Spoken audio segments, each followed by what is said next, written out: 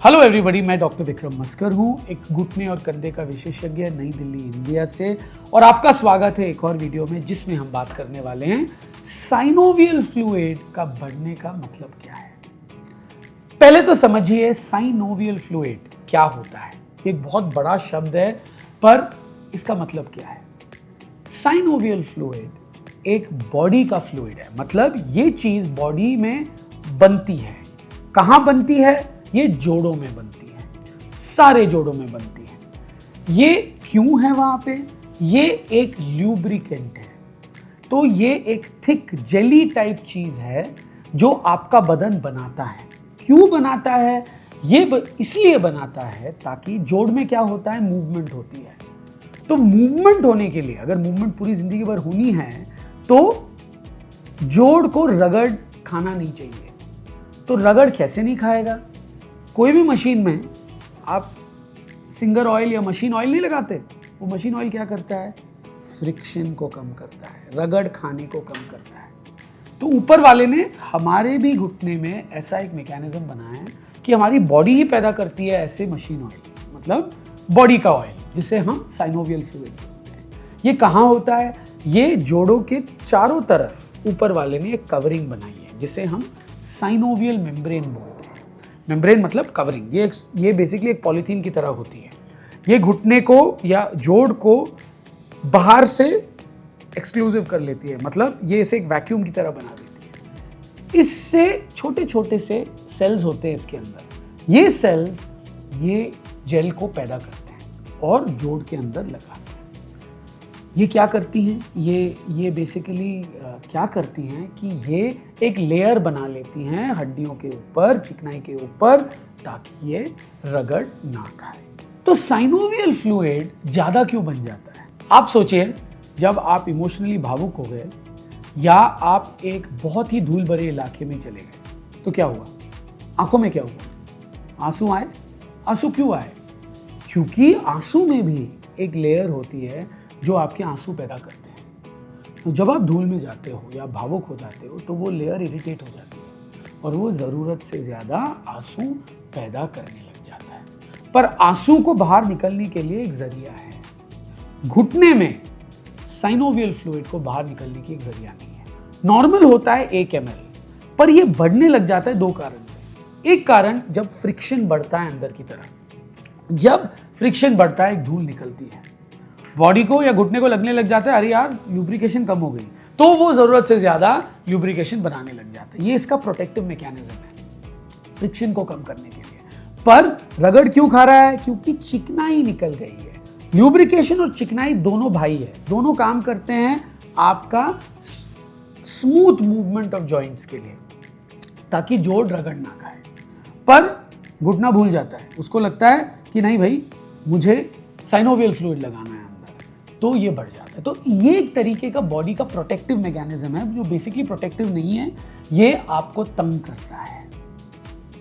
उसके अलावा कभी कभी इरिटेशन होने के वजह से, मतलब कोई गद्दी फटने की वजह से, लिगामेंट फटने की वजह से, असंतुलित होने की वजह से वो इरिटेट हो जाता है। और कभी कभी ये एक डिजीज की वजह से, मतलब बीमारी की वजह से भी हो सकता है, जैसे रूमेटॉइड आर्थराइटिस हो, जहाँ पे आपका बदन अपने से ही लड़ने लग जाता है। गाउट, यूरिक एसिड बढ़ने की वजह से, वेट बढ़ने की वजह से, ज़्यादा लोड पड़ने की वजह से, या मांसपेशियों के कमज़ोर होने की वजह से, स्पेशली जांघ के मांसपेशियों को कमज़ोर होने की वजह से, घुटने पे लोड बढ़ने की वजह से सूजन आ सकती है, साइनोवियल फ्लूइड बढ़ सकता है। आपको कैसे पता चलेगा कि साइनोवियल फ्लूइड बढ़ा हुआ है? पहले तो इनिशियली शुरू होता है थोड़ी जकड़न से, जकड़न के बाद थोड़ा दर्द होने लग जाता है, दर्द के बाद थोड़ा असंतुलित लगने लग जाता है आपको, चौथा होता है आपको दिखने लग जाता है कि घुटना जो है वो सूजा हुआ है। अगर ये आसार हो तो जरूर एक डॉक्टर के पास जाइएगा और अपना इलाज कराइएगा। इसमें घरेलू आप क्या क्या कर सकते हो इसके लिए? रेस्ट। पहले तो अगर सूजन हो तो अपने बॉडी को पुश मत करो। सूजन आपका बॉडी का एक भाषा है जिससे वो आपसे बात करता है, उसकी बात सुनो। एक तरीके से वो बोल रहा है, भैया बहन जी आप मुझे बहुत ज़्यादा पुश कर रहे हो, तो उसको थोड़ा रेस्ट देने की इम्पोर्टेंस है। तो रेस्ट, आइस, बर्फ़ की सिकाई बहुत ही इंपॉर्टेंट है। कहीं ओवर द काउंटर सूजन कम करने वाली दवाइयाँ मिलती है, वो लीजिएगा। ये इससे काफ़ी हद तक आपका सूजन कम हो सकता है। इसके बाद ऑफ कोर्स आपने डॉक्टर से मिले हो, उसके बाद कई विशेष एक्सरसाइजेज होती हैं जो जांघ के मांसपेशियों को मजबूत करती हैं, वो आप कर सकते हो सूजन को कम करने। आपको डॉक्टर को कब दिखाना चाहिए?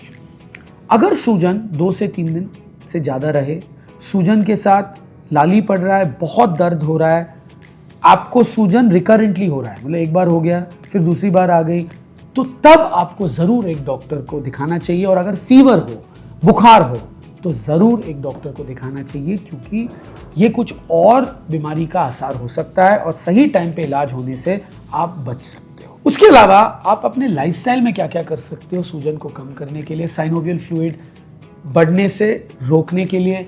वो है हेल्दी डाइट, हेल्दी लाइफस्टाइल, बदन के वजन को कंट्रोल रखना, अच्छा खाना खाना, कहीं एंटीऑक्सीडेंट फूड्स मिलते हैं जैसे हल्दी हो, जैसे मेथी हो, जैसे लहसुन हो, ये सही मात्रा में खाना, विटामिन्स लेना, अगर आप स्पेशली वेजिटेरियन हो, शाकाहारी हो, विटामिन डी की कमी चेक करना, अगर कम हो तो लेना। महिलाओं में स्पेशली जो महिलाएं पोस्ट मेनोपॉजल है, उनको कैल्शियम की सप्लीमेंटेशन लेनी चाहिए कम से कम 6 महीने साल में। उसके अलावा रेगुलर एक्सरसाइजेज जांघ के मांसपेशियों के लिए बहुत अच्छी होती है।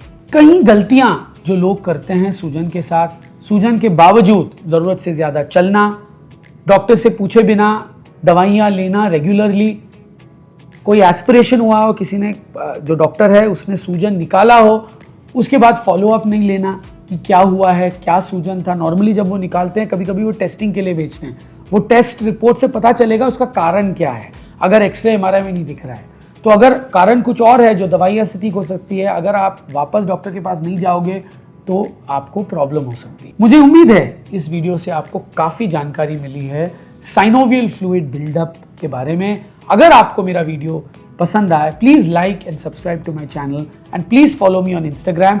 We also have a English channel for those who listen to English content. Please follow the bio. The link to the English channel is also there. Thank you.